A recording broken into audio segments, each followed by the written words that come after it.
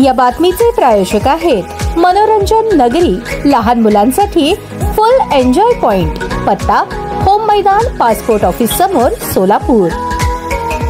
सोलापूर जिल्हा परिषदेच्या 68 सदस्यांचे आरक्षण जाहीर झाले। यामध्ये अनेक दिग्गज नेत्यांना धक्का बसलाय। विशेष करून राष्ट्रवादी काँग्रेसचे शरदचंद्र पवार गटाचे जिल्हाध्यक्ष काका साठे यांचा पारंपरिक नानद जिल्हा परिषद मतदारसंघ हा ओबीसी साठी राखीव झाला, त्यामुळे काकांना काहीशी अडचण झाली। नव्याने झालेला बीबी दारफळ हा जिल्हा परिषद गट सर्वसाधारणसाठी खुला झाला आहे। त्याचबरोबर कोंडी हा जिल्हा परिषद गट सर्वसाधारण आहे। काका साठे यांचा नानद हा जिल्हा परिषद गट ओबीसी साठी राखीव झाल्याने कार्यकर्ते आणि स्वतः काका यांच्यात सोमवारी प्रचंड नाराजी दिसून आली। त्याला कारणही तसेच आहे। विधानसभा निवडणुकीनंतर उत्तर सोलापूर तालुक्यातील राजकीय समीकरणे बदलली। काका साठे शरदचंद्र पवार राष्ट्रवादी काँग्रेसमध्ये असल्याने त्यांनी राजू खरे यांना निवडून आणले, परंतु दुसरीकडे दिलीप माने यांनी माजी आमदार यशवंत माने यांना मदत केली। तसेच मार्डीचे माजी सरपंच अविनाश मार्तंडे हे सुद्धा दिलीप माने यांच्या सोबत गेले। त्यानंतर दिलीप माने आणि काका साठे यांच्यात दुरावा निर्माण झाला। याच दरम्यान बाजार समितीची निवडणूक झाली, तेव्हाही काका साठे यांनी बाजार समितीसाठी उमेदवारी अर्ज भरला होता, पण दिलीप माने, आमदार सचिन कल्याणशेट्टी, सुरेश हसापुरे, शहाजी पवार, अविनाश मार्तंडे यांनी निवडणुकीत बाजी मारली।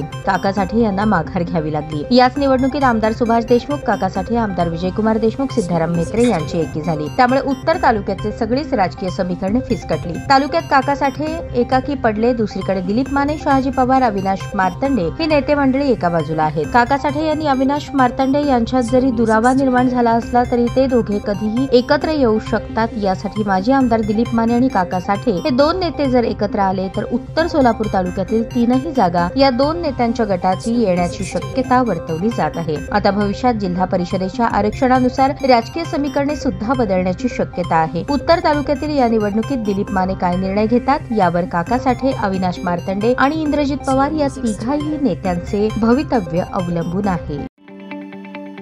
ताज्या बातम्या पाहण्यासाठी प्राईम महाराष्ट्र न्यूज चॅनलला सबस्क्राईब करा।